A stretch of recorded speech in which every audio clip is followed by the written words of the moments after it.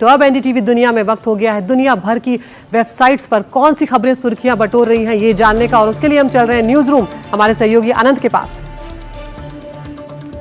शुक्रिया आदित्य आपका। तो हम मौजूद हैं यहाँ पर दुनिया की कुछ चुनिंदा वेबसाइट्स के साथ। न्यूयॉर्क टाइम्स का पेज यहाँ पर खुला हुआ है और होम पेज की अगर हम बात करें तो वहां पर लीड स्टोरी बनाया गया है एलन मस्क से जुड़ी खबर को। जी हाँ, ये खबर बताती है कि कैसे कैलिफोर्निया से एलन मस्क ने अपने बिजनेस को धीरे धीरे टेक्सास शिफ्ट किया और टेक्सास में जैसे ही एलन मस्क का मूवमेंट हुआ तो वहां पर कैसे सूरत हाल बदलने लगा, कैसे टेक्सास की सूरत वहां पर बदलने लगी। विस्तार से इस खबर में ये जानकारी दी गई है। अगर हम बात करें न्यूयॉर्क टाइम्स के दूसरे पेज की, तो जो होम पेज है उसमें अमेरिका से जुड़ी खबरें को प्रमुखता दी जाती है। अगर हम वर्ल्ड पेज की बात करें तो देखते हैं यहाँ पर कौन सी खबर को प्रमुखता से छापा गया है।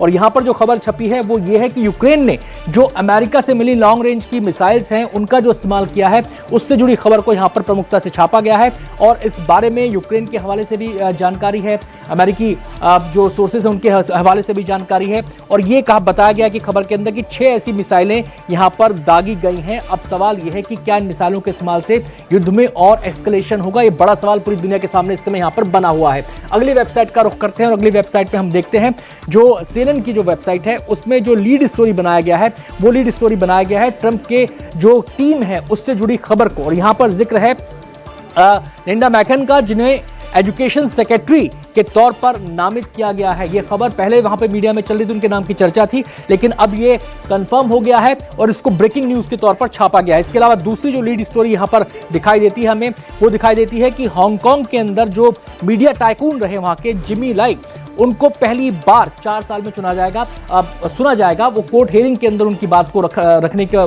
मौका उन्हें मिलेगा। तो आपको बता दें कि 4 साल से वो जेल में बंद है और वो जो वहां का डेमोक्रेटिक आंदोलन है हांगकांग में जो चल रहा है लंबे अरसे से, उसके वो बड़े समर्थक रहे हैं। और जो चीन की राष्ट्रीय सुरक्षा के नाम पर जो नीतियां प्रतिबंध वहां पर रहे उसका वो विरोध करते रहे। तो 2 खबरें यहां पर अहम प्रमुखता से छापी गई हैं।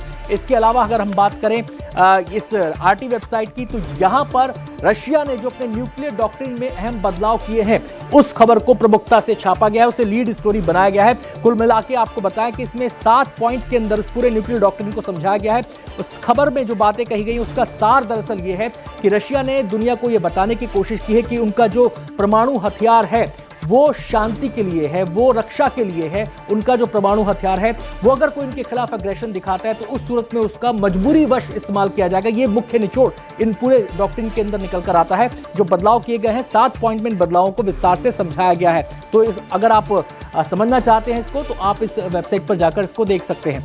अब बात करते हैं एक और वेबसाइट की, अल जजीरा को हमने यहाँ पर खोला है और यहाँ पर जो खबर प्रमुखता से छापी गई है वो इजराइल के एक अटैक के बारे में है। इस खबर में बताया गया है कि नॉर्थ गाजा में एक हॉस्पिटल को निशाना बनाया गया, ये कहा गया है इजराइल के हमले को लेकर। और इस खबर में बताया गया है कि इस हॉस्पिटल के अंदर जो बच्चे कुपोषण से पीड़ित हैं, जो छोटे बच्चे हैं, बुजुर्ग हैं, उनका इलाज चल रहा था और इस अटैक के बाद उनकी स्थिति दयनीय हो गई, भयावह इसे बताया गया है जो अस्पताल के डायरेक्टर हैं। वहीं पर इजराइल के प्राइम मिनिस्टर की भी एक खबर यहां पर छापी है इसी में जुड़ी हुई, वो ये है कि उन्होंने कहा है कि हमास जो पूरा गाजा का इलाका है उसको अब गवर्न करने की, यानी कि उसको शासन करने की उसकी स्थिति में नहीं है। और साथ ही साथ उन्होंने एक ऑफर भी यहां पर दिया है लोगों के लिए कि जो भी व्यक्ति एक जो इजरायली बंधक है उनकी वापसी से जुड़ी पहल करेगा, उससे जुड़ी सूचना देगा या उनकी वापसी सुनिश्चित करेगा, उसे $5 मिलियन अमेरिकी डॉलर का इनाम दिया जाएगा। तो ये अहम वेबसाइट जिन पर